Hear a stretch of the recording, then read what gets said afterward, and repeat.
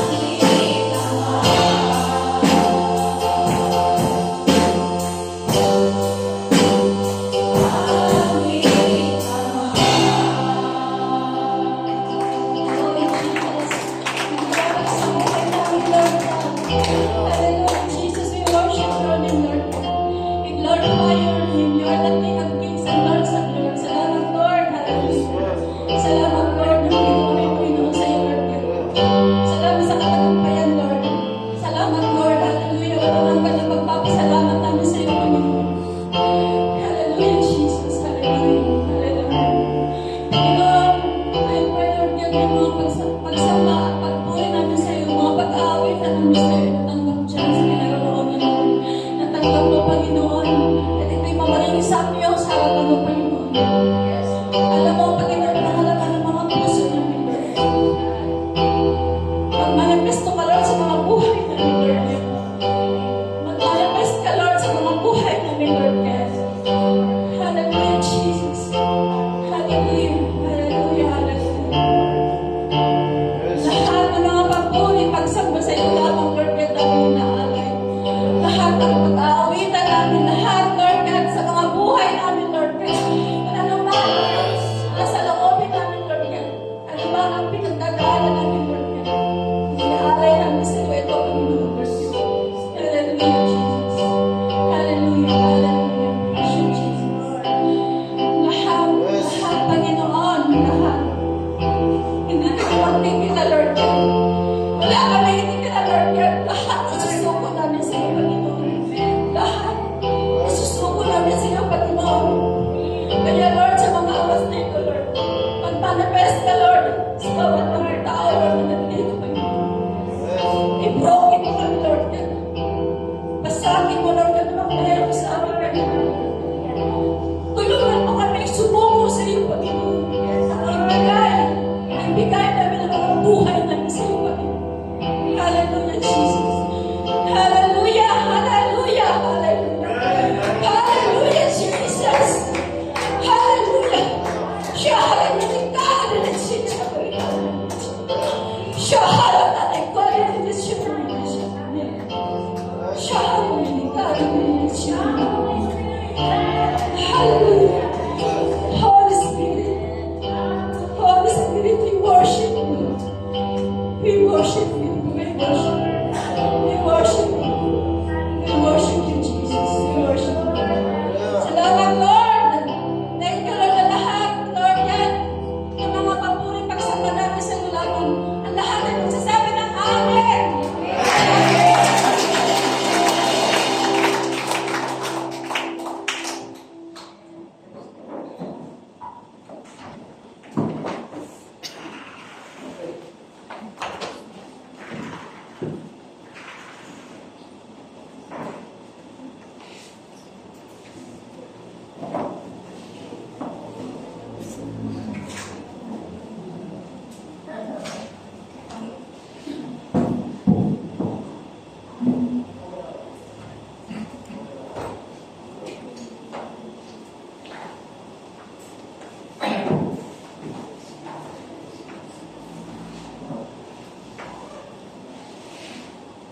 Hello.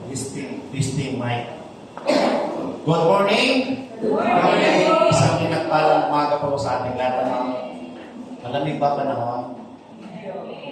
Parang matamlay, no? So, isang pinagpalang umaga po, Pastor Matt, Pastor Bibi, at sa mga makakapanood po na live streaming po, isang pinagpalang umaga sa lahat ng kapatiran na yung mga wala pa po dito, isang mapagpalang umaga po sa inyo lahat. So, ngayong umaga po, siguro ay yung iba, magaganda yung hindi yung iba naman medyo inaantok. Inaantok pa tayo? Hindi. I-ready po natin ang ating mga sarili po. Kasi, ngayon po kayo makakapakinig ng mensahe na mula sa Panginoon na totoo po niyayakap tayo. Yung kanyang pag-ibig ay patuloy niya pong ipinaparana sa bawat isa sa atin. Yung ating pong tema last month, sino po ang nakakaalala? May nakakaalala po ba? May nakakaalala po?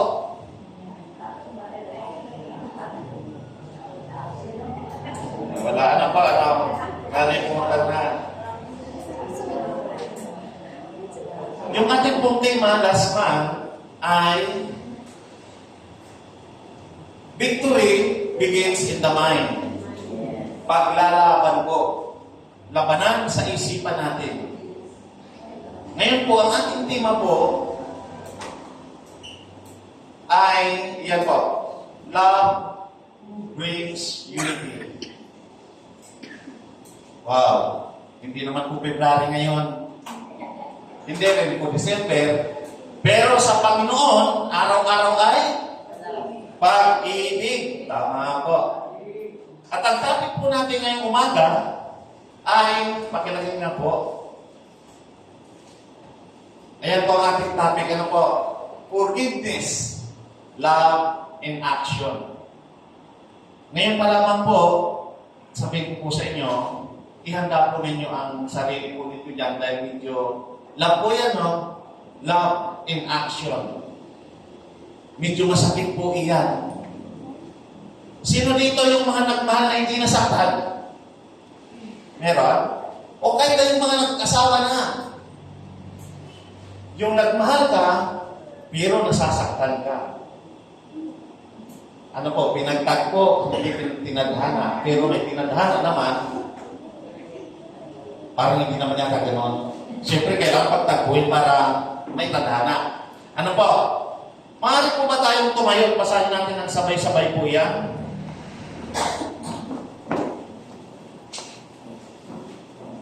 Sabay-sabay tayo ha. In 3, 2, 1. Kaya nga,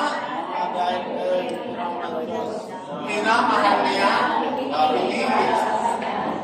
Dapat kayong maging mabait. Pagpakumbaba. Magpasensya kayo sa isa't isa at magpatawad. Magpatawad kayo gaya ng magpapatawad sa inyo. At higit sa lahat, magmahal kayo sapagkat ang pag-ibig, ang bukod, ang ganap, na pagkakaisa. Sandali po tayo magyuko at makikita ng ating mga mata. Aming Diyos Ama sa langit, nagpapasalamat po kami sa umaga na ito. Isa pong pagkakataon na muli, makapakinig kayo ng inyong mensahe at nawa, Panginoon, ihanda mo ang aming mga puso at isipan. At nawa, kaya naming tanggapin, Panginoon, kung ano ang nais mong ipaalala at ipabatid sa amin sa iyong mensahe sa umaga na ito. Aming Diyos, lahat po kami ay may mga kanya-kanyang kahinaan. Kaya naman amin pong ipinagkakatiwala sa iyo, Panginoon, ang bawat buhay, ang bawat ginagawa namin. Aming Diyos sa umaga na ito, nawa, ikaw ang aming maitaas, madakila sa gawain ito. Salamat po, Diyos. Magliwanag ka, pagpalain mo ang bawat isa. At ito po ang aming dalangin sa pangalan ni Jesus. Amen. Amen. Ganito, makakaupo na po tayo. Ngayon po, sabi ko po kanina, wala po ditong hindi dumaan sa na nagmahal na hindi nasaktan. Ano po? Meron hindi? Meron bang hindi? Masakit po ang magmahal. Amen? Amen. Ang sabi po dyan, kung titignan niyo po doon sa verse 14, kasi sa verse 12, kayo ay mga hinirang ng Diyos. Sabi diyan, minamahal niya at pinili para sa Kanya. Tingnan niyo po yun, Kaya diyan, sabi diyan, dapat kayong maging mahabagin, mabait, mapagpakumbaba. At sabi pa, mahinahon ang pagtiis.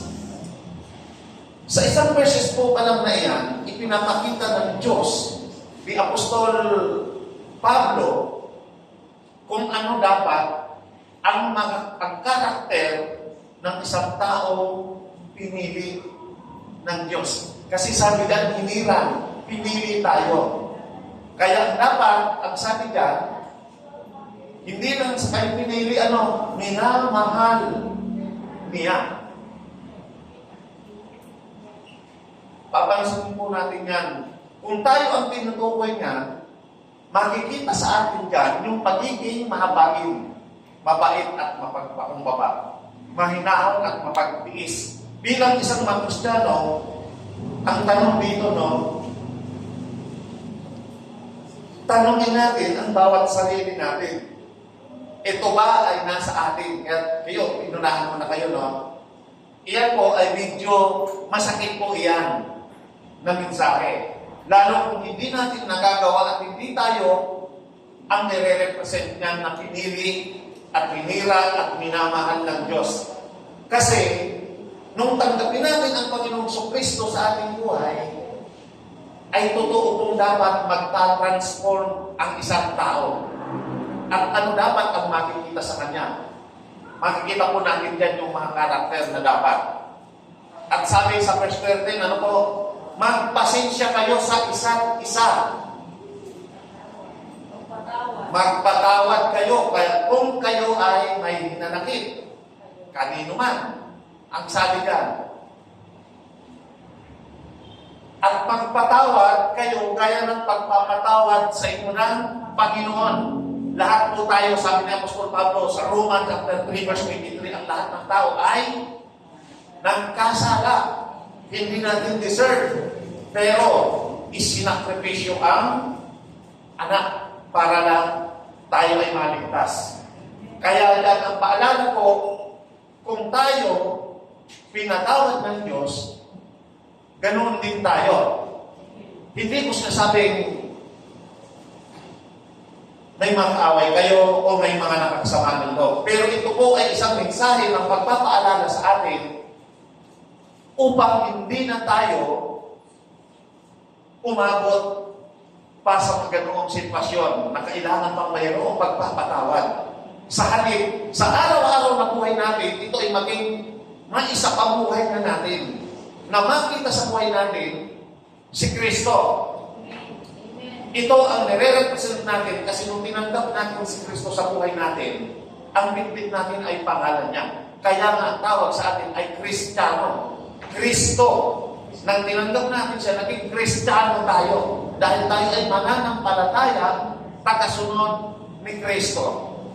May kwento ako sa inyo, no? Kung sa maliit lang naman eh. Sabi ni doon sa aklat na, may aklat ako dyan, ano, no? Meron po dito aklat.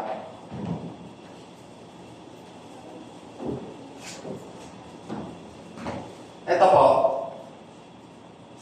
Ang nagsulat po nito ay si John H. Oak. Pero, disciple din siya ni Rick Warren, isang Presbyterian pastor. Nasabi na, nakapokus sila sa simbahan, sa isang simbahan sa church. Tinitingnan nila, inaalam nila kung bakit ang isang simbahan ay hindi dumadami o lumalago. Ano ang problema? Sabi niya, ang nakita niyang problema, karamihan kasi sa mga miyembro ng church. Kasi dito po, ang tinutukoy po dito, sabi diyan, call to a week came the lady. Lady. Di mo po anong bigas nito. Ano ba ang pronunciation nito? Kasi sa Tagalog nito, laiko, or yung mga ordinaryong miyembro ng isang simbahan. So, ang saan nakita nilang problema ng isang simbahan dahil yung iba, hindi sila magamit. Saan? To share the word sa kapamilya, sa mga kaibigan. At isang hindi rin problema po, hindi rin po nagiging problema, sabi niya, hindi rin dahilan yung mga attendees. Ano naman ang pagkukulang? Ito pag nakita nila. Dahil hindi rin po sila nadi-disciple, dapat magkaroon ng intentional na paglago. Ngayon, hindi rin pala ang dahilan ng mga dumalago, ano ang dahilan? Kailangan po ay may mag-disciple. Kailangan may magturo para sa kanilang continue growing. Kailangan nilang mag-grow. Kailangan nilang mag-grow sa pananampalataya. Ito po ang tanong dyan. Tayo mismo, sa sarili natin, dapat pakakalin natin ng ating pananampalataya, ang ating pundasyon ng pananampalataya, dapat natin pangangarin na mas makilala natin ang ating Panginoon Hesus. Para hindi masayang yung kanyang sakripisyo. Kasi nung tayo, naging isang Kristiyano, naging tagasunod, lahat po tayo ang tinanggap natin, sabi sa Matthew chapter 28, verse 19 to 20, yung Great Commission po, lahat po tayo ay inutusan ng Panginoon Hesus na kailangan mag-disciple, lalo na po ang mga pastor. Pero po, sa pag-i-evangelize, sa pagpapahayag, sa pagbabahagi nito, lahat po tayo ay kasama doon. Kailangan natin sumunod at kailangan natin ipahayag kung ano yung tinanggap natin na utos. Kailangan natin gampanan. Ngayon, bakit anong kaugnayan nito? Forgiveness, love in action. Kasi ang tinanggap natin ng pagpapatawad sa ating Panginoon Hesus ay isang biyaya. Paano natin makikita na tayo rin ay nagpapatawad sa iba? Sabi dyan, love in action. Kailangan mayroong gawa. Kung mahal natin ang Diyos, kailangan natin sumunod. Paki-next slide na.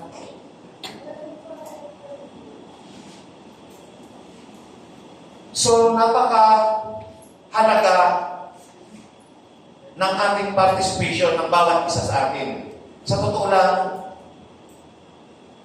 kung tayo natutuwa na mayroong mga bagong kasama, mga bagong kapatid sa pananampalataya, bagong kasama sa pananambahan, masaya tayo na dumadami.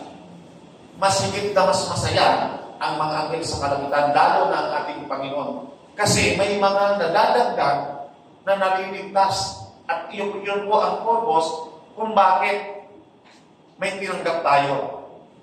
Yung love na yun, kailangan natin, para bang sinasabi forgiveness, love in action, para bang ganito, kahit na masama ang loob mo sa isang tao, kailangan mo ba rin siyang mahalin at kailangan mo siyang akayin patungo sa ating Panginoon.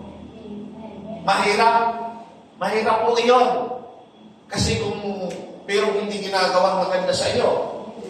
Pero tayong mga Kristiyano, hindi na gano'n. Kahit tayo nasasaktan, kahit tayo yung emosyon natin. Hindi ko sinasabing wala na kayo. Yung iba wala ng pride. Pero dapat wala nga. Dahil Kristiyano nga tayo. Pero tao pa rin tayo. Sabi ng kanta ng marunong masaktan. No? Totoo kung nasasaktan pa rin tayo. Pero bilang mga Kristiyano, tandaan po natin, huwag natin iwawala sa isip natin na ang bitbit natin ay ang pangalan ni Kristo. Kung tayo ay masabi lang ng kunti, tayo ay nagagalit, hindi si Kristo po ang bitbit natin. Kasi si Kristo ay pag-ibig, kaya nga ang karakter ni Jesus, mahabagin, maawain, mapagtiis, martyr na, kaya kamakir ang mga Kristiyano. Maging ang mga unang alagad din, kaya sila namatay dahil pinayuan nila kung ano yung tinanggap nila sa ating Panginoon sa Kristo. Kaya nga, martyr, di ba din mamatay? Na pwede naman hindi, no? Ito kasi. Pero, sa pananampalatayang Kristiyano, hindi po ganon. Kaya ang sabi dyan, sa panahon po, ngayon, maraming relasyon ang nasisira dahil sa sama ng loob. Totoo po yan. May nangutang, hindi pinautang. Sumama ang loob. Totoo po yan, nangyayari po yan sa totoong buhay, pero hindi po dapat gano'n. Kaya nga tayo ang paalala sa atin, sa ating mga Kristiyano na mayroon ng unawa sa tama at mali.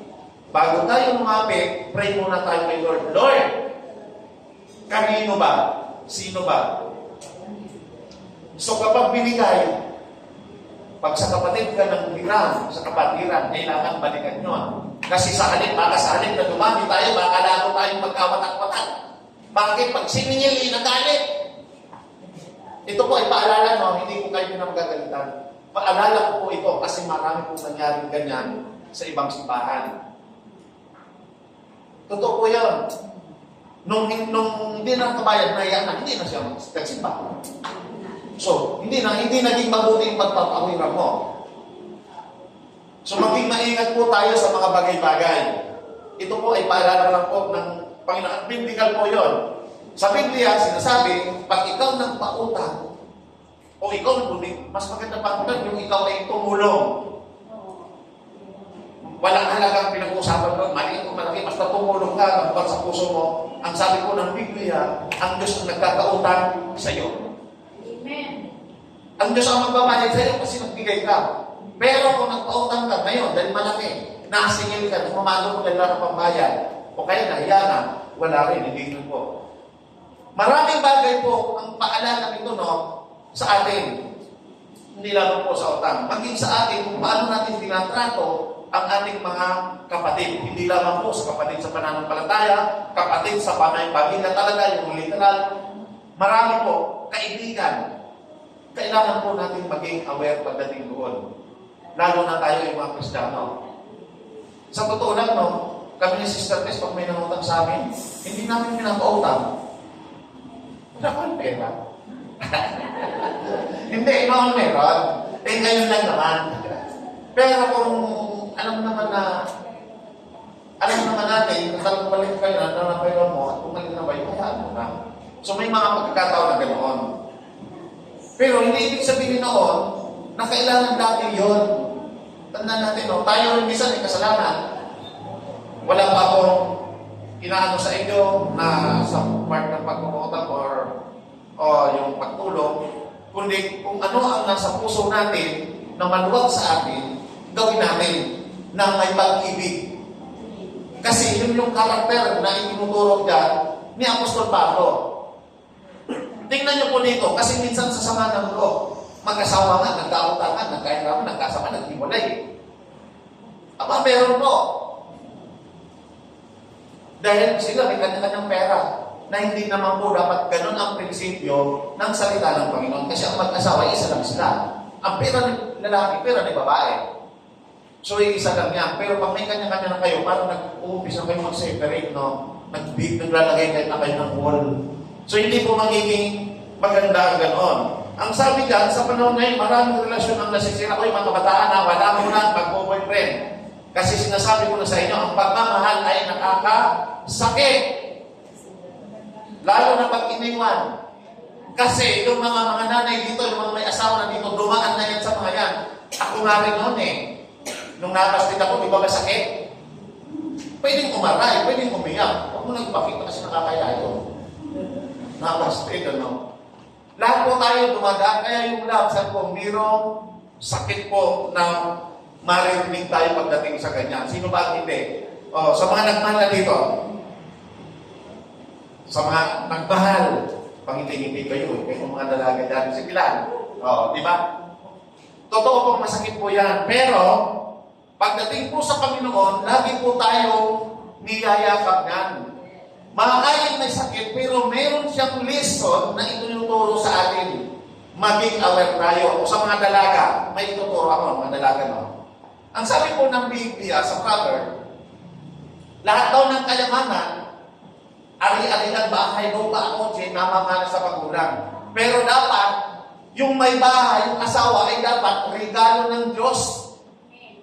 Kasi pag hindi regalo ng Diyos, araw-araw kong kadigmaan ang asawa mo. Araw-araw kong kaaway. So, ang linaw po sa Biblia niya, biblical po, kailangan ipag-pray, hilingin mo sa Panginoon. Hindi yung pag nakita mo, okay, pag maganda, uy, gusto ko siya. Ang lalaki gano'n, di pa pag maganda, gusto natin. Pero ang pinaka-importante, tandaan natin, siguraduhin natin na siya ang regalo ng Diyos. Baka mamaya mo, naging asawa mo, pagtrabaho mo, lumipat sa kapitbahay mo. Masakit po iyon. Kaya nga, ang paalala ng salita ng Panginoon ay lagi pong itinuturo, pinapaalala nga, lagi po yan sa atin. Kaya lang minsan tayo, ang sabi nga ng karamihan, marupok. Totoo naman po yun, madali tayong madala. At ang sabi nito, marami daw nasisirang relasyon dahil sa sama ng loob at pride at kawalan ng pagpapatawad. Pero, ito po kasi ang napakahalaga nito, no? Kung tayo man ay nagagawa ng hindi maganda, dapat huwag tayong magtanim ng sama ng loob. Amen. Kasi, ikaw ang sisirain yan. Bakit Kristiyano tayo? Madidisip na tayo kasi kapag sinakyan niya ng demonyo, hanggang sa magaling ka. Sa totoo, ipapahiya tayo ng demonyo pag gano'n po. At sabi dito, ngunit itinuturo ng salita ng Diyos na ang tunay na pag-ibig, ang sabi dyan, ay hindi lamang damdamin ito o nakikita sa pagpapatawad. Ang pag-ibig ay nagmumula kay Kristo, ang siyang nagbubuklod sa mga mananampalataya upang mamuhay sa pagkakaisa. Yan po ang verse 12 po. Ang sabi dyan, no? Ang Colossians chapter 3, verse 12 hanggang 14, ay nagpapakita ng mga katangian dapat makita sa buhay ng isang Kristiyano. Ang lahat ng ito ay nagtatapos sa isang dakilang utos at higit sa lahat, magmahalan kayo. Ngayon ang tanong, paano natin ito ipinapakita sa atin? O pinapakita natin sa kapwa o kaya sa atin din? Ngayon, eto po kasi yun, no?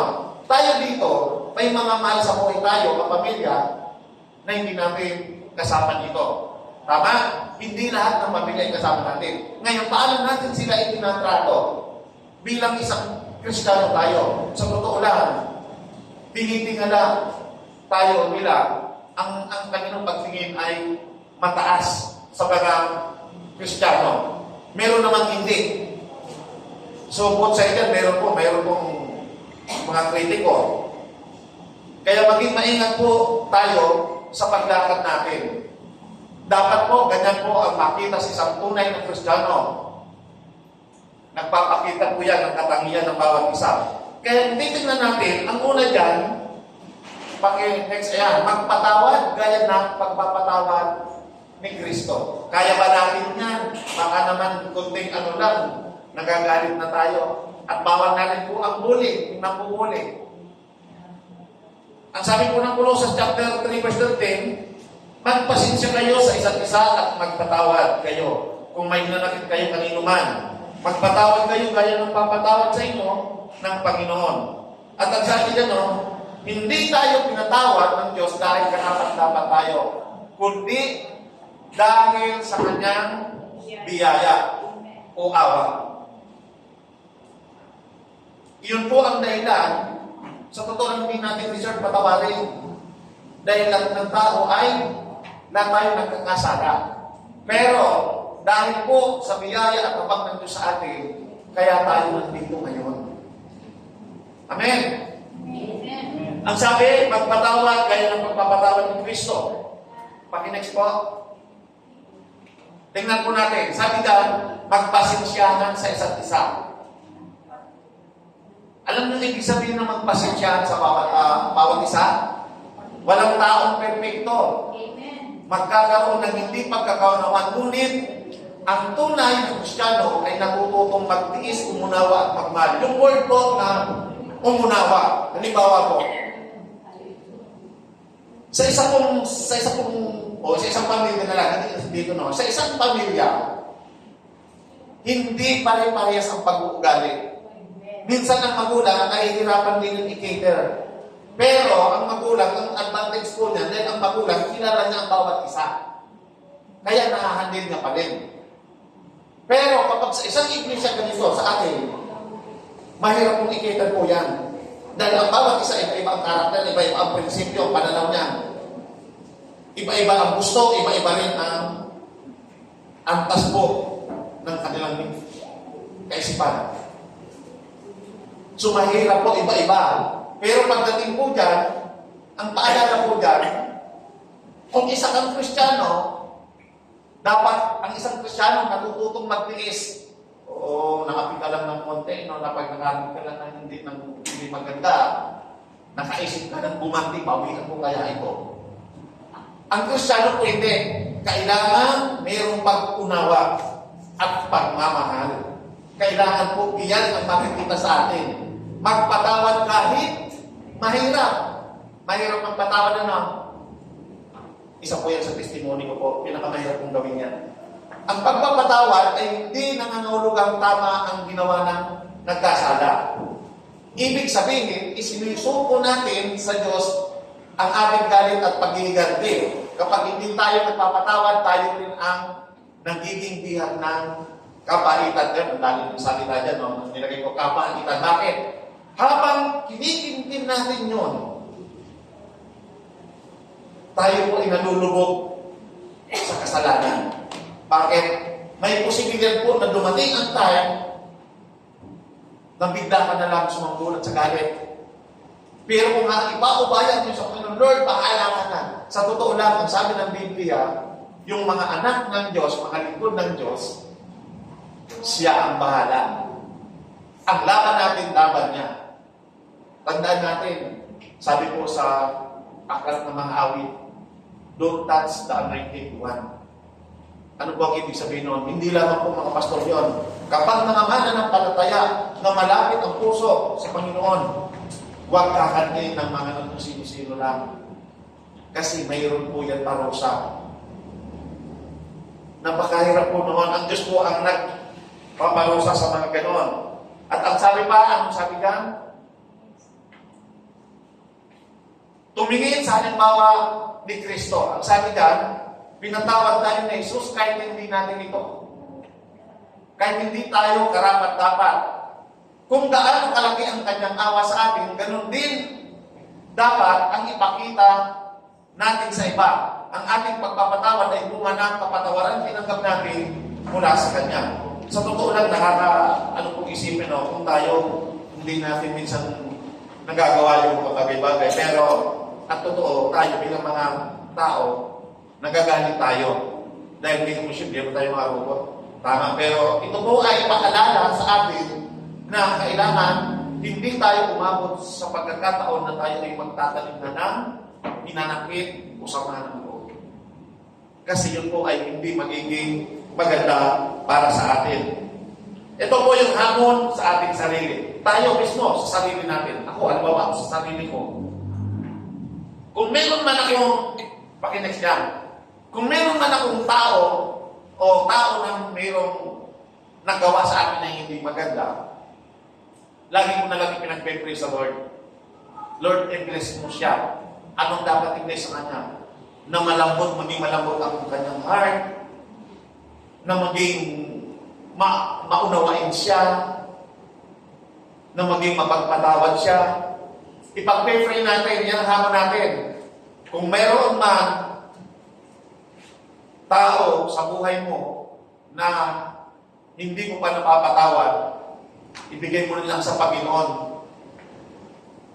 At ang ikalawa, sabi niya, ang pagpapatawad ay nagdudulot ng kapayapaan, nagpapanumbalik ng relasyon, at nagpapakita ng pag-ibig ni Kristo sa ating buhay. Kasi wala na mo, halimbawa po, magbigay po tayo ng isang halimbawa, kung may kapitbahay ka na laging galit na galit sa'yo, at hindi ka naman gumaganti sa kanya, kinakausap mo lang siya as malumanay, hindi naman magtatagal yung galit niya. Alam niyo ba, ito na ipitok na rin po sa inyo dati, yung kapitbahay namin doon na basta nagagalit sa amin, yung sa likod, gawa na gusto niya maglagay ng manukan daw, ay daw pumayag, pinapatanggal yung mga bako. Makalipas ang 3 buwan, nagkita kami, sabi sa akin, Pastor, kapala, sabi na sorry, sabi niya sa mga sabi ko sa iyo, sa totoo na yun. Sa totoo lang, hindi niya alam kasi yung sinasabi niya. Kasi pinatawag ko siya kung bakit ayaw ko pumayag. Natawag ko sa kupilit, nagalit na pumasok siya doon sa bayan. Ay, alam ka dito. Akala nagreklamo lang. Sabay ka pumas ka. Hindi, nagalit siya. Ilang buwan yun. Dumating sa tayo pa nga na ang mambasok niya, tinatapon niya dito sa amin. Hinayaan ko lang siya. Pero dumating sa tanong, hindi siya sorry sa akin. Ngayon, laging walang tao sa Tansa. Meron siyang CCTV at saka yung solar niya, no? Solar light. Nakatutok po sa amin sa may, kaya hindi ko maniwala doon sa likod namin. At mayroong CCTV sa nakatutok kami. Sabi ko, bakit sinisilipan mo kami? Biniro ko lang. Hindi, sabi na. Minsan lagi tayong wala. Tama naman.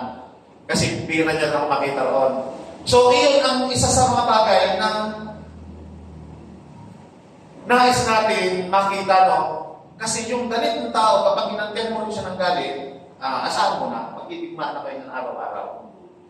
Sa totoo lang, ang sabi ng Biblia po, sabi ng salita ng Panginoon, talunin natin ng mabuti ang masama. Ang ibig sabihin nun, kung tayo ginagawa ng hindi maganda, suklan pa natin ang mabuti. Sa prinsipyo po nung hindi pa tayo Kristiyan, hindi ganun yun. Aba, kapag sinuntok ka, may sukli din. Di ba? Papayag ka ba na hindi? Pero hindi na ganun ngayon. So may mga pagbabago. Kailangan natin talunin sila dala ng pag-ibig ni Kristo. Makita sa buhay natin. Iyan po ang hamon sa atin. Sabi po dyan sa Mateo chapter 6 verse 14-15. Sapagkat kung pinapatawad ninyo ang mga nagkakasala sa inyo, patatawarin din kayo ng inyong Ama na nasa langit. Ngunit kung hindi ninyo pinapatawad ang iba, hindi rin naman patatawarin ng inyong Ama ang inyong mga kasalanan. Kailangan po mayroong action. Ipinapakita yung love. Kailangan magkaroon po siya ng manifestation, resulta. At makikita po yun. Ang mahirap lang pong gawin po natin ng ganyan ay kung nagpapanggap lang yung kaaway mo, nagpapanggap lang. Meron gano'n. Yun ba, mapagkunwari, meron mga tao gano'n. Pag gano'n naman ang mga tao, iwasan mo na yun, kapatid, kasi mapapahama ka doon. May mga gano'n po. Pero, may malapag-lalapan po ang Biblia. Sabi po, maging matalino kayo katulad ng ahas at maging maamo na para kalapati. Be wise like a serpent, sabi ng Bible, and be kind like a dove. Hindi mawawala po yung pagiging Kristiyano natin, magiging mananampalataya natin. Kung may mga taong gano'n, maging maingat po tayo, maging wise pa rin tayo. So next po, at ikalawang points, ang sabi po dyan, at higit sa lahat, taklayin ninyo ang pag-ibig, sapagkat ito ang buklod ng ganap na pagkakaisa. Sabi po sa verse 14, at higit sa lahat, magmahalan kayo, sapagkat ang pag-ibig ang buklod ng ganap na pagkakaisa. Isipin niyo po yun, Ang love po, kaya nga mayroong mag-asawa. Kasi hindi magiging mag-asawa yan kung walang love. Isa po lang yan sa halimbawa na ipinapakita ng buklod, ang pag-ibig. Nagiging meron siyang pagkakaisa. Maraming mabubuting katangian ang dapat taglayin ng isang Kristiyano. Sa Colossus 3:12-13, binanggit po ni Pablo ang habag, kabutihan, kapakumbabaan, kaamuhan, pagtitiis at pagpapasensya. At ang sabi ko po dyan, at pagpapatawad. Ngunit sinabi na higit sa lahat, taglayin ninyo ang pag-ibig. Ipinapakita nito ng pag-ibig ang nagbubuklod at nagkukumpleto sa lahat ng iba pang katangian at karakter ng isang tao. Nagkukumpleto po siya. Hindi siya makukumpleto pag walang love. Sa totoo lang, parang pag walang love, pakitang tao o nagpapastay ka na lang kayo niya. Ang tendency niya, mag-aaway pa rin. Pero pag meron love, may iwasan po ang pag-aaway. Nagsisiraan, hindi na magsisiraan. Kasi, iyan na nga ang pinakakumpleto. At ang sabi pa, ang pag-ibig ang pinakadakilang katangian. Hindi sapat na mabait lamang o mapagpatawad kung walang pag-ibig. Nawawalan ang tunay na halaga ang lahat ng ating ginagawa. So, kailangan mayroon pong love. Lagi pong sa anumang gagawin natin, laging mayroong love. Pag parang nagmamalasakit ka, halimbawa, bigyan mo halimbawa, hindi ka nagbigay ng tulong kay kapatid. Halimbawa, si kapatid ba ng pamasahe ko, binigyan mo. Hindi lang man po yun dahil sa pera nagbigay ka, kundi mayroong kang malasakit. Mayroong kang love sa kanya. Mahalaga si kapatid. Tama? Hindi lang ito tungkol sa pera. Kundi mayroon na tayong puso na tinanggap mula sa Panginoon na yung karakter na yun, nagagawa na natin gawin, na ibabahagi na natin, na ipapakita na natin, na hindi natin ito namamalayan. So, unti-unti, inuhubog tayo yung mga karakter natin upang makita bilang isang mga Kristiyano. At iyan po ang karakter natin na dapat makita. Ang sabi po ng unang Korinto chapter 13, verse 1 to 3, sabi nga, kahit marami tayong kakayanan, kung walang pag-ibig, wala tayong kabuluhan. ang ating paglilingkod, pagsamba at mabubuting gawa ay dapat manggaling sa puso, umiibig sa Diyos at sa kapwa. Yung utos po ni Jesus, ang sabi doon sa bagong utos niya, ginawang dalawa. Mahalin mo ang Diyos ng buong lakas, ng buong puso, ng buong kaluluwa, kasama mo doon, igalang ang iyong ama't ina. At ang ikalawa, mahalin ang iyong kapwa katulad ng pagmamahal mo sa iyong sarili. So, kumukumplito po yan doon kasi pag mahal mo ang Diyos, nagagawa mo magmalasakit, nagagawa mo magmahal kahit pinakamahirap ang taong mahalin. Kahit na pinakasalbahe pa yan. Kahit na hindi ka kaibig-ibig, kahit hindi nakamahal-mahal. Kaya gawin natin. Pag yung tingnan niyo yung binasa doon, hindi po ako yun, sabi ng Biblia po yan. Tingnan niyo po. Si Apostol Pablo ang nagsabi niyan dyan sa unang Korinto po. At kung babasahin niyo ng buo yan, mas malalaman ninyo, malilit kasi yung mga pagkakasunod ng pagkalagay ko. At ang next, makinext na po, at ang sabi pa dyan, dapat taglayin natin ang pag-ibig. Bakit? Ang pag-ibig ay pinipili kahit mahirap. Bakit sinasabing pinipili pa rin magmahal kahit mahirap? Kasi iyon tayo. Iyon yung karakter ni Jesus. Kahit mahirap, kaya handa niyang isacrifice ang buhay niya para saan? Para sa mga taong makasalanan na hindi kaibig-ibig. Kaya nga ang Bible sabi, John 3:16, for God so loved the world. Ang the world, sino yung the world doon? Ipinapatay ang Kristo, ang mga tao. Maging yung mga pinili ng Diyos sa Israel, matitigas sa ulo nila. Ang nais ng Diyos, yan ang sampahin, pero hindi, gumagawa sila ng sarili nilang Diyos. Ganoon katitigas, ganoon kasasama. At sa panahon nila, alam niyo ang kwento ng Ninive kay Jonas, sino nakakaalam? Si Jonas galit na galit sa Diyos. Alam ko bakit? Ang Ninive, makasalanan yan. Makasalanan bansa ang Ninive. Ngayon, inutusan ng Diyos si Jonas, pumunta ka doon. Bigyan ko sila ng warning. Dahil pag hindi, wawasakin niya yung Ninive. Si Jonas ayaw pumunta. Saan niya gusto pumunta? Sa Tarsos. Dahil nagkisa ulo ni Jonas, pinamagyo ng Diyos ang dagat. Sabi ni Jonas, galit sa akin ng Diyos, ihulog niyo ako sa dagat. Nung naihulog siya, matapos maihulog, ang sabi doon, kinain ng isda, dinala siya sa Ninive. At tingnan niyo po, sa madaling salita, pinatawad ng Diyos ang Ninive. Nung sila ay nagsisi, lahat, pati yung hari. Kasi sa Ninive, ang ginagawa ng mga tao roon, patayan, pagnanakaw, panggagahasa, lahat na ng bagay. Kasuklang-suklang na sa paningin ng Diyos. Pinatawad sila sa aklat ni Jonas. Pero, pagkalipas ng isang aklat, yung sumunod na aklat, muling bumalik sa pagkakasala ng Ninive at pinarusahan sila ng Diyos. Ano nangyari? Winasak po ng Diyos ang Ninive. Kaya isa po sa paalala sa atin, ano po? Ang sabi ka, ang pag-ibig ay pinipili kahit mahirap. Nagkakaroon siya ng malasakit. Yung mga kapatid natin o yung mga kaibigan natin, nagbibigay tayo ng paalala. Kailangan inaabot natin sila with love. Oy kapatid, may assignment. Yung binabigyan ko ng assignment dito, no? Yung mga kasama nyo, assignment mo sila. Wala pong imposible kay Lord. Kasi bilang kaibigan, hindi lang dahil sila nakakasama natin sila, kundi mayroon tayong malasakit na pagdating ng araw, mas higit na makasama natin sila sa mabuti. Kisa doon sa mga ginagawa na nakakasira lang sa kanila. Kasi ang tao, aminin man natin o hindi, tanggapin man natin o hindi, mayroong pupuntahan dalawa, langit at impyerno. So may solusyon po, paano makakapunta roon? Dalawa lang. Dalawa rin lang.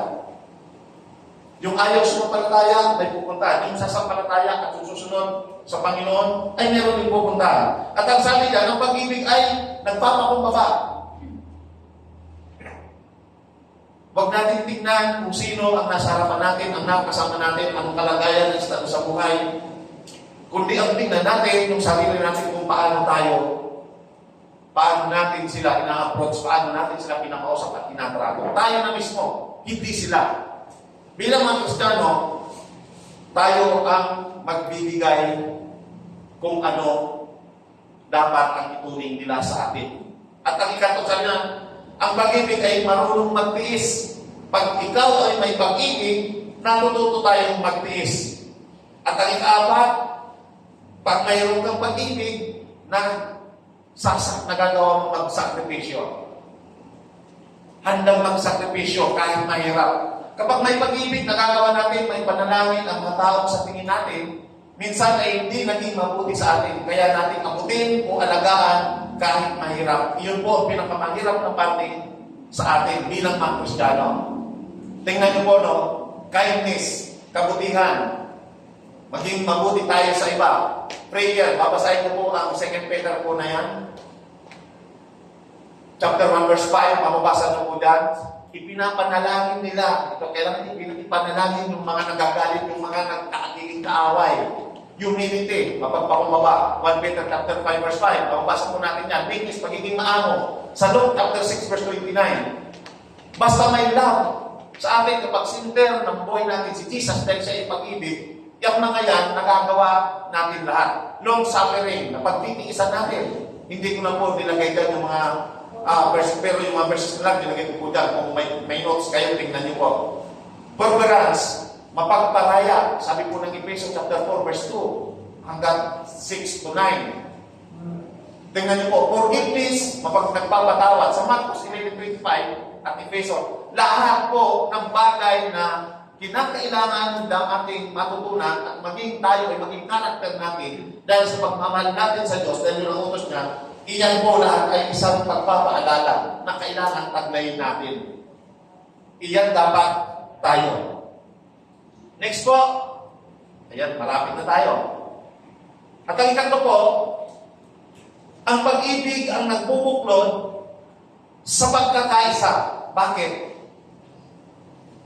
Ang sabi po dyan sa verse 14, sapagkat ang pag-ibig ang buklod ng ganap. Pag sinabi pong ganap, wala na po yung pag-aalinlangan. Lubusan na yon, talagang tapos na yun, ganap na siya. Dapat nagkakaisa. Pag sinabing Kristiyano ka na talaga. Hindi Kristiyano kuno.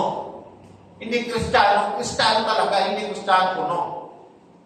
Magkaiba yun. Pag Kristiyano, kaya sabi dyan, sapagkat ang pag-ibig ang buklod ng ganap na pagkakaisa. Excuse me po. Kapag may love, natututunan po natin na kahit mahirap tanggapin, no, nagagawa natin. Natututo tayong magparaya. Kung ay, hayaan mo na. Hindi ako nabigyan, hayaan mo na. Yun lang para yun lang eh. Milyon pala bigayan. Ay, sayang! Ay, hindi ka nabigyan. May karapatan ka magtapuan, hindi ka nabigyan. Milyon pala bigayan. Sayang naman. Pero hindi, tayo Kristiyano ay kung hindi, ano naman, si Lord naman magbibigay sa atin. So napakalaga po niyan sa atin. Ang sabi pa, ang buklod ay parang tali na may pit na nag-uugnay. Yung buklod mo, yung ganap, tali, pagkakaisa, buklod, kaya nga po yan tali. Sa Kristiyano, sa totoo lang minsan napakahirap nga po talagang magawa. Pero, dahil kay Kristo, kaya natin gawin ito. Ang sabi pa nito, no? Hindi talento ang nagkakaisa sa simbahan. Hindi po talento. Hindi pari-paring opinyon. Hindi isang personalidad. Ang tunay na nagbubuklod ay ang pag-ibig ni Kristo. Kung totoong mahal natin ang Diyos, kahit hindi kayo ibig natin. Pero dito sa KOTC, wala namang ganon. Sabihin niyo sa katabi na walang naman dito na tayo ay ano daw? Lahat dito nag-iibigan dahil kay Kristo. Sabihin mo, I love you with the love of the Lord. Sabihin mo sa katabi mo, I love you with the love of the Lord. Mahal natin ang isa't isa dahil kay Kristo.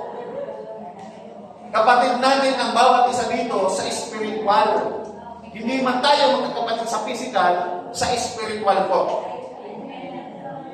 At sasabihin ko sa inyo, ang birthday ko po, July 19, 2014. Birthday ko yun, spiritual birth.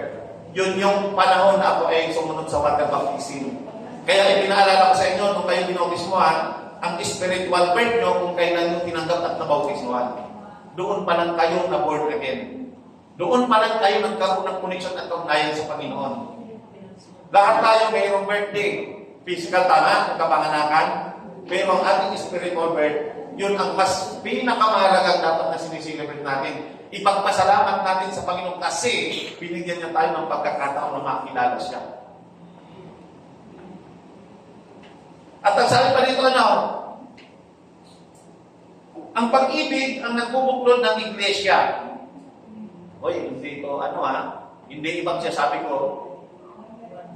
Ang pag-ibig ang nagbubuklod ng iglesia, tinawag ni Pablo ang pag-ibig na buklod ng ganap na pagkakaisa. Ang pag-ibig ang nagpapanatili ng pagkakaisa sa pamilya, sa simbahan, at sa ministeryo. Ito ang tali na nagdudugtong sa lahat ng mabubuting katangian upang magkaroon ng tunay na pagkakaisa. Tandaan mo natin yung katangian na hindi mapagsamantala, kundi mapagmalasakit. So kung meron naman mga nakikita natin na nahihirapan, pwede natin silang i-approach with love, di ba? No? At kung meron man mga nalilihis, pwede pa rin i-approach with na may kasama pagmamahal. At kung tayo man ang nakakagawa, kahit ako, pwede niyo po ako i-approach. Uy, pastor, ano yan ginagawa mo? Oo, sorry. Kasi po, mas mahalaga po na mayroong nagpapaalala sa atin sa bawat isa. Dahil pag wala nang nagpaalala, baka maligaw tayo pari-pareho. So napakalaga po ng pagbuo o pag-build ng karakter ng isang tao sa katulad natin. Kunti lang po tayo, hindi pa po mahirap i-monitor. Kasi baka mamaya mo, mali na pala ginagawa natin, akala natin tama pa. At kapag ikaw ay sinabihan, nagalit ka pa, mas galit ka pa. Hindi po makakabuti yun. Mga kapatid, yan ay paalala. Kapag mayroong nag-approach sa amin na tao, magagalit tayo. Ngayon, ang gagawin natin, ipag-pray kay Lord at isipin natin mabuti. Kung ito ba ay naaayon sa salita ng Diyos, paglaban natin. Pero kapag hindi, ayaw nga, sorry kapatid, salamat at napaalalahanan. Kasi sa totoo lang bilang tao, mayroon tayong mga decision minsan na namaharin natin dito. Magkamali tayo. Pero dito natin makikita ang tunay na pagmamahal sa isa't isa. Kasi, lalo na kung sa ating mga kapatid na nakakagawa ng hindi maganda, sabihin na natin, hindi dapat natin o hindi natin ikasama ng loob. Kasi ito ay pagpapaalala bilang magkakapatid kay Kristo. Wala akong ibang magtutulungan kundi tayo din. At walang ibang magmamalasakit kundi tayo din. Maaari, lapit tayo sa City Hall, kung magano, may mga problema, mga malaking problema.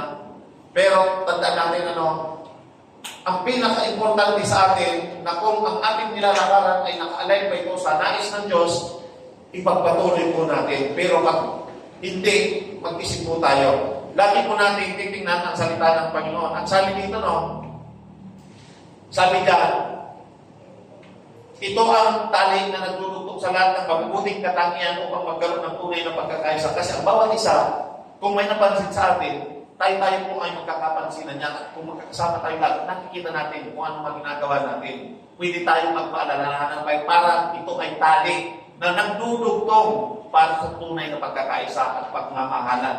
Lagi natin ang lahan, ang sentro nito ay si Jesus. Ang sabi pa dito, kapag may pag-ibig, madaling magpatawad. Tama?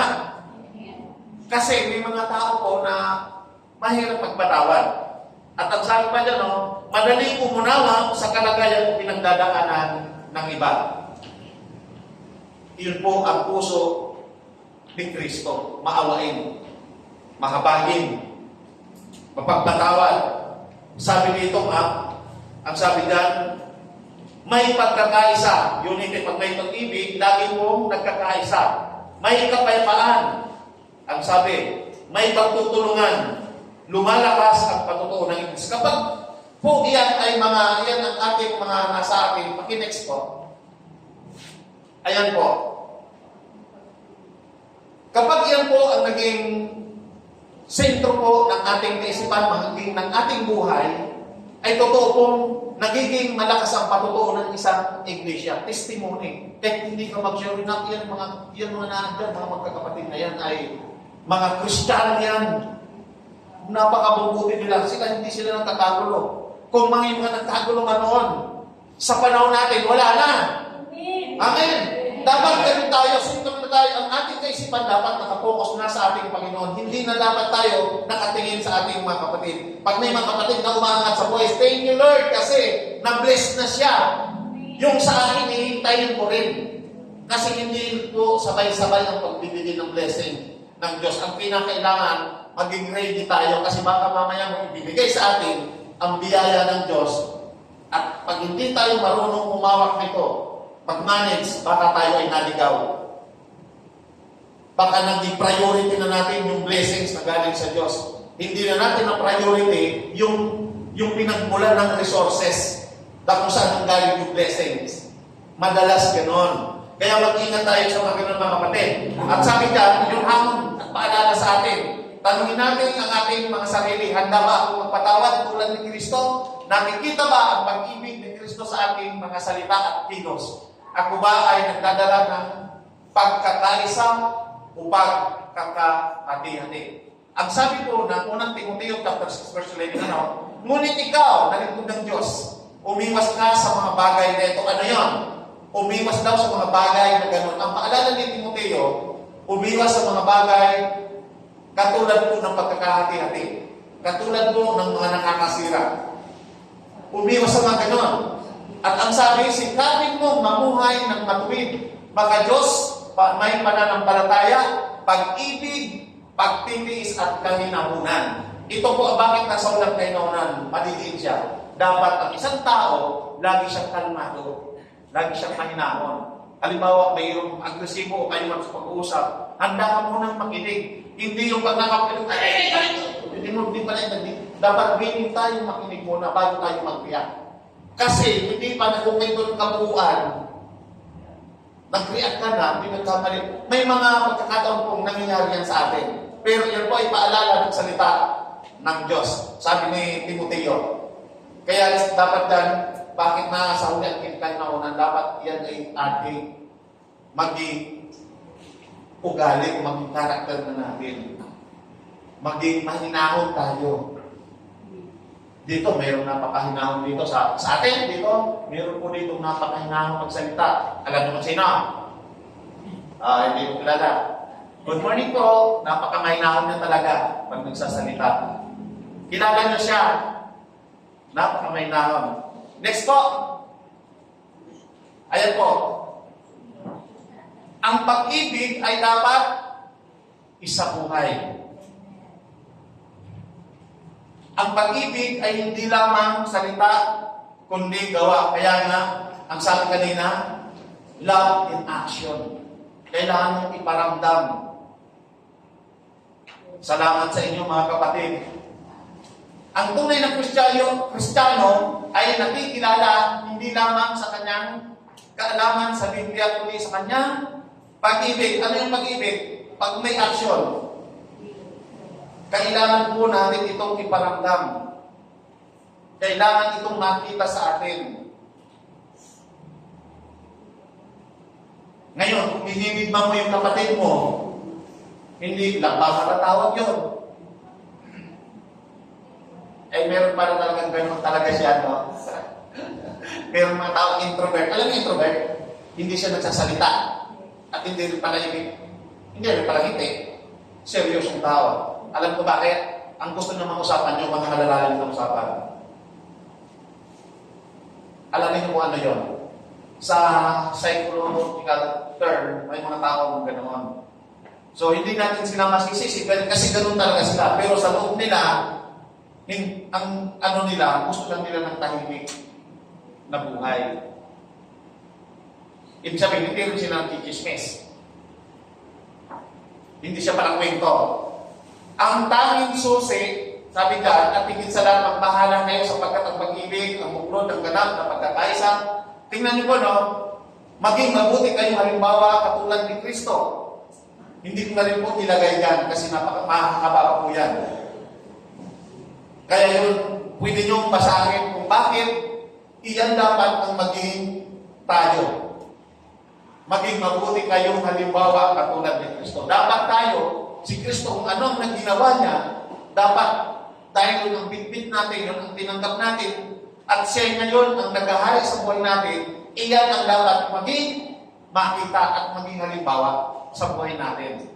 At ang sabi dyan, binigyan ko kayong halimbawa upang inyong tularan. Si Jesus po yan, sabi sa 1, chapter 13, verse 15, at sabi sa 1 Peter 2, 21, ang pagtitiis ng hirap ay bahagi ng pagkatawag sa inyo ng Diyos. Ito kung may mga mahirap. At ang sabi pa dyan, sapagkat ang si Kristo ay magtiis para sa inyo, anong tinis niya? Ito po yan, tinis niya, si Kristo. Hindi lang siya napako, matinding suffering. Talagang ang hirap ng pinagdaanan niya, pinapalo siya habang may pasan-pasan. Tayo nga, makarinig lang tayo ng hindi maganda. Nagagalit siya, nilalaki ko habang may pasan-pasan siya. Kaya sabi ka, nang si Kristo ay magtiis para sa inyo, binigyan niya kayo ng isang halimbawang dapat tularan. Isa po kasi ang term na mas familiar sa atin, martyr. Ang martyr nagtitiis. Ang kasabihan ng iba, wala na daw martyr sa panahon ngayon.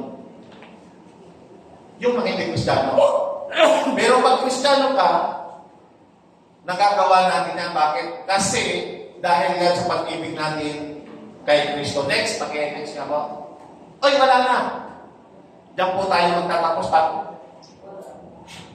Tayo po tayo, mga kapatid, at tayo magtatapos.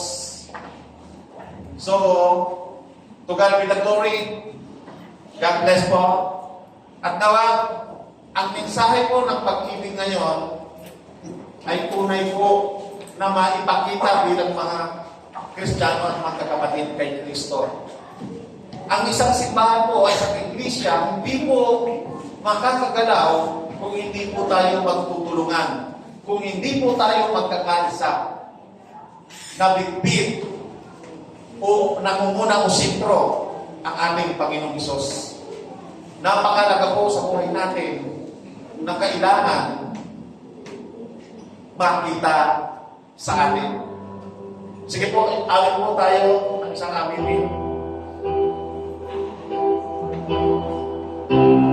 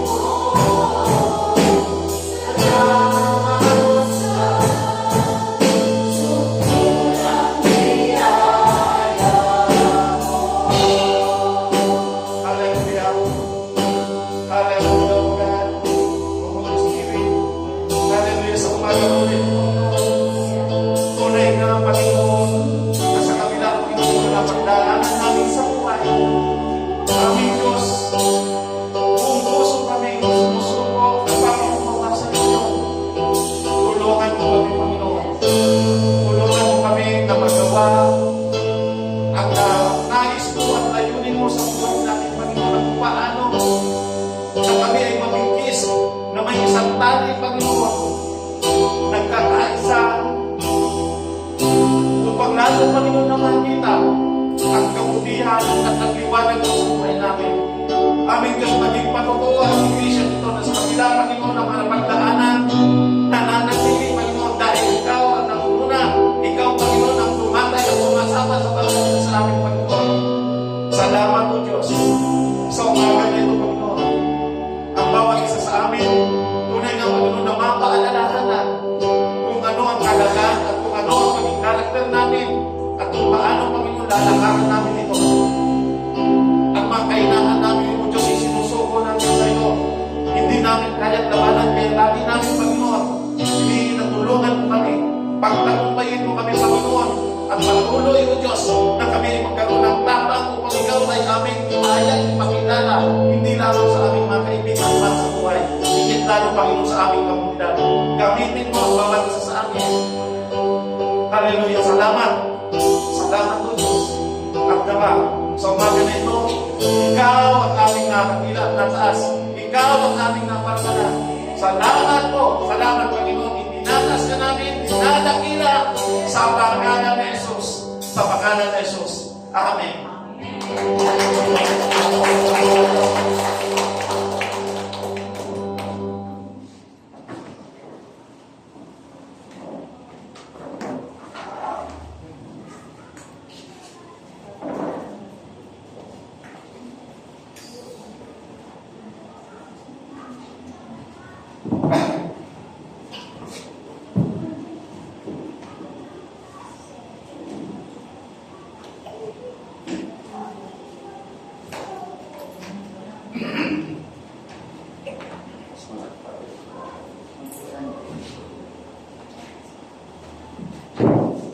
Ngayon po, mga kapatid, ay dadalo ulit tayo sa pag-aalala sa huling na una ng Panginoon.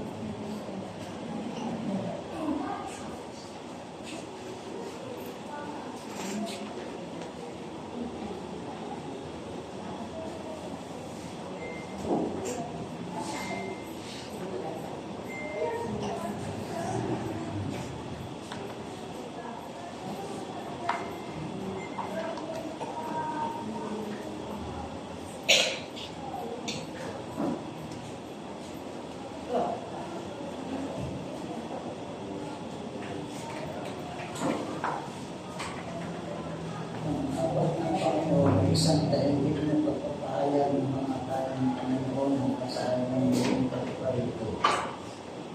Madaling pinag-aalala ni Pastor Pablo na ang hapag ng panglilisang pananagawain ang dapat paggalak. Ang pagkibahagi rito na pinarapat ay magbungan ng hindi matanda. Dahil dito na kailangan sa riskin natin mabutin ang ating mga sarili upang makiyak ng buong kamalaya na tayo ay dapat na sumano sa banal na hapag ng ating Panginoon. Panalangin po. Panginoon namin Diyos, lubos ang aming pasasalamat sa iyong dakilang pagdamat sa amin.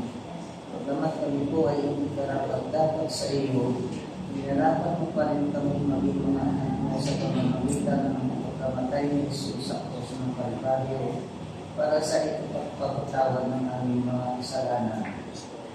Pagpalain mo po ang pinapay na ito upang maging pagpapalagi sa amin sa pangalan ni Jesus. Amen. Taas po natin ang simbolo ng katawan ni Kristo.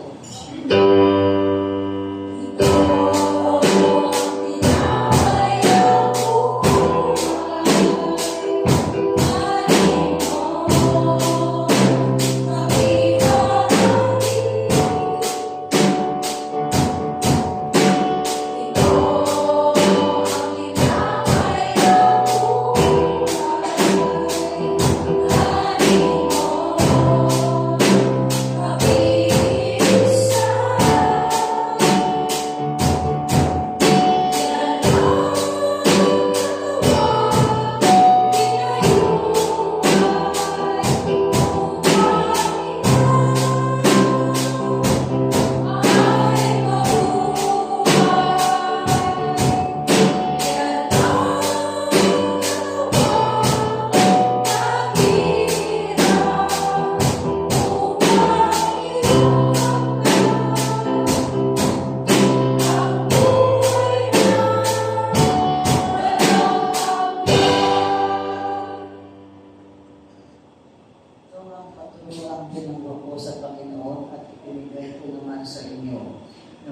sa ipagkanulo, ang Panginoong Jesus ay lumapot ng tinapay, nagpasalamat at pinagpirat-pira sa iyo at sinabi, ito ang aking katawan na inihahandog para sa inyo. Gawin ninyo ito bilang pag-alala sa akin. Kainin po natin ang siguro ng Diyos.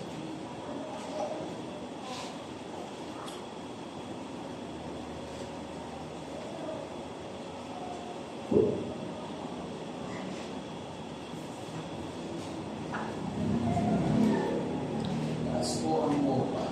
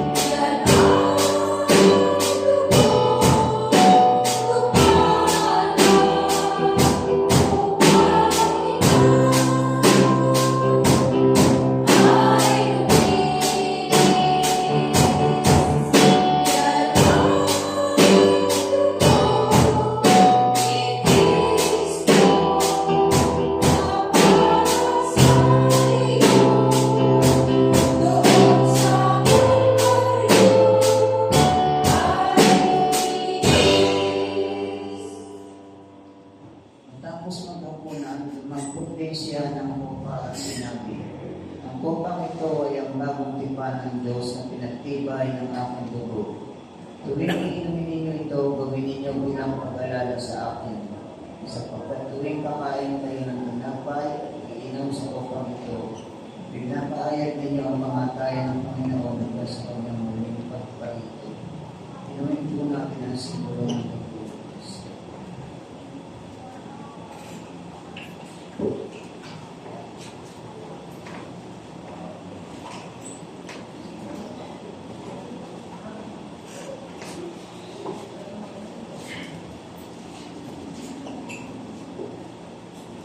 Naway ibigusang kayo gawing banal ng Diyos na siya ang bigay ng kapayapaan.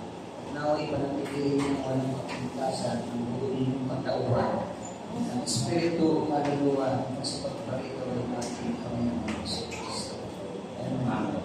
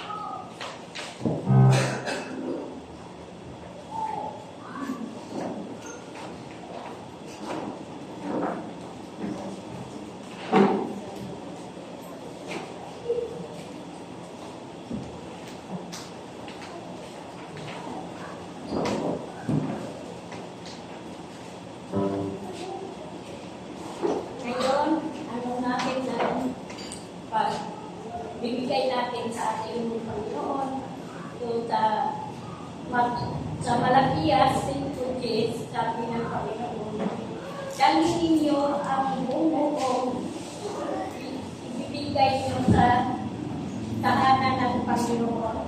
At nangako siya siya, buksan niya ang bintana ng langit at ibuhos niya ang pagpapala sa inyo.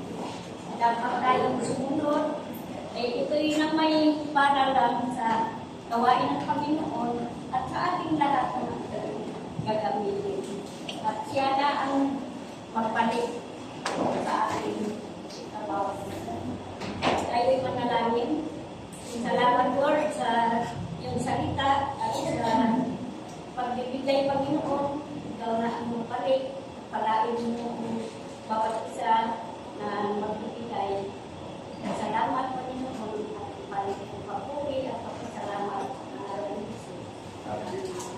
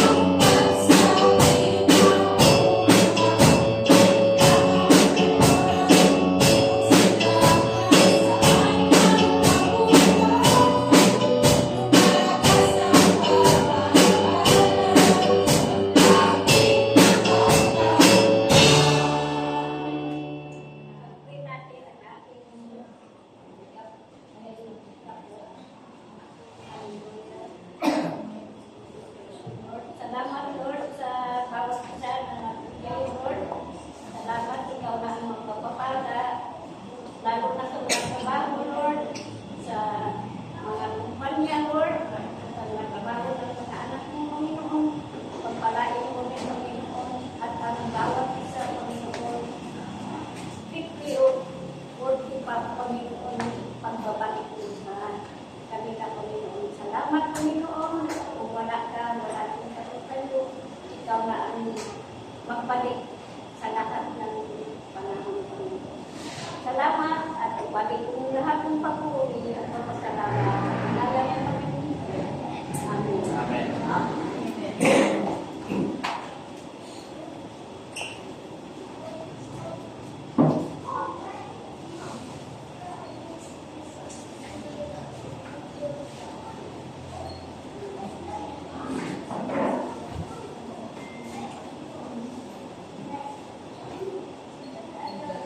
Dito naman tayo sa ating malapit na building man.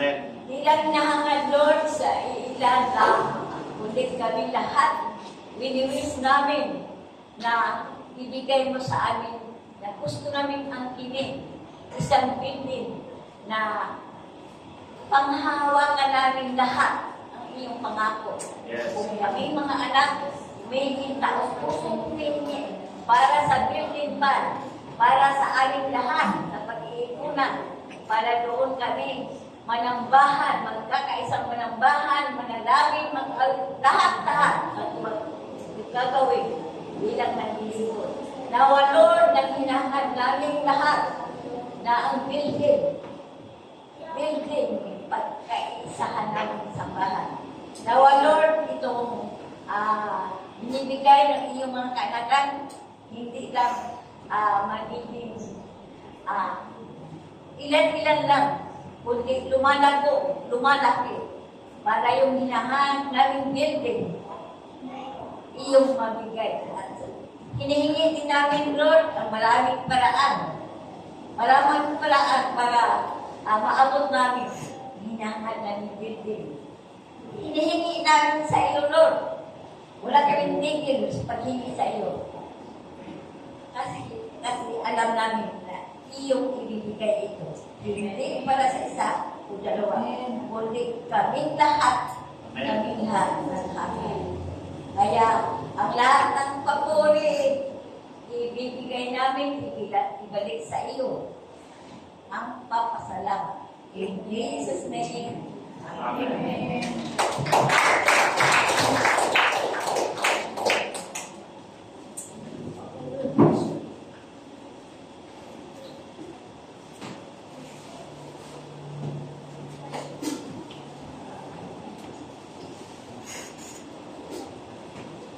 Announcement po, testimony po, every Sunday, 9 a.m. po, 9:30 a.m. po, KOTC Church po.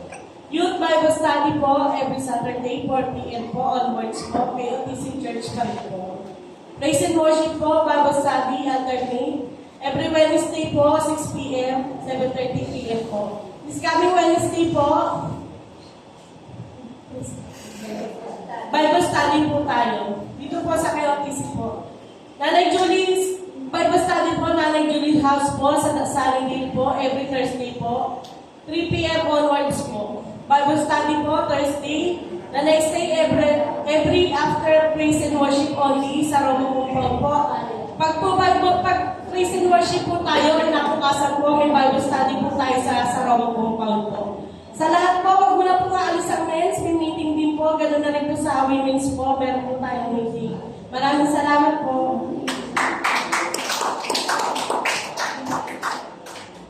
Salamat po. Yan, thank you po. Additional announcement, no? May additional ako para narinig nyo lahat. Kanina lang ito nabanggit. Magkakaroon po tayo ng Bible study sa J. Uli kay Tatay Carpo.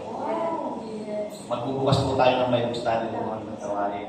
So, ang pag-uusapan na lang kung anong araw, kung ano yung available ng mga taga-J. So, kung sa nais mag-support, welcome po. Ano man uri ng support yan. So, tayo po tayong lahat po. Ano po? Sa Tatay Carpo po sa tayo. Hindi manuwag po sa kanila. Sa Jake po yan. So, purihin ang Panginoon kasi sabi ng Bible, mapalad ang tahanan na nagbubukas para sa kanyang gawain. Amen. So, tayo po tayo, kasta natin ating makamay.